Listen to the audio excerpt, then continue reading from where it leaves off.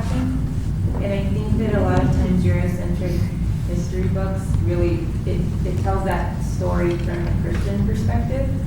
Yeah. So I guess my question is, what effect do you think the Crusades had on the Islamic world? This is where I'm going to be really a little bit controversial if I haven't been already.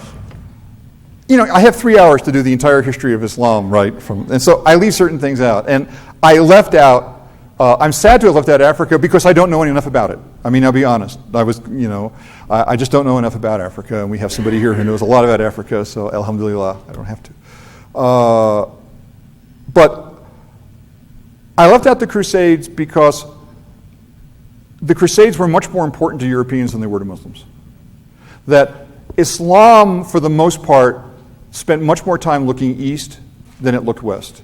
And when it dealt with the Christian world, it was dealing with Orthodox Christians, it was dealing with Nestorians. It was not really, one of the main responses of the Arab Muslim world to the Crusades was astonishment at what's wrong with these people, right? Why are they behaving in ways that are dishonorable in their warfare? What's going on? Why can't these people negotiate like, normal human beings? That this was a blip that seemed really important to Christians, but in the larger history of Islam, what was going on its eastern flank was much more important to what happened.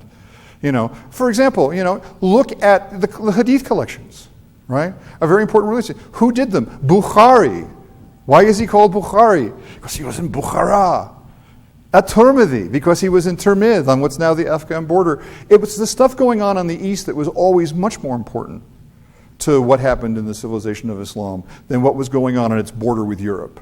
Of course, for the Europeans, who became obsessed with this and invented racist terms like Saracen and wrote all kinds of stories about the evil Moors and the evil Saracens, that was there. But I do think that does this answer the question at all? I mean, Muslims were far less obsessed with the Crusades as a civilization than Europeans were. In part because the Europeans were, at that point, the lesser power.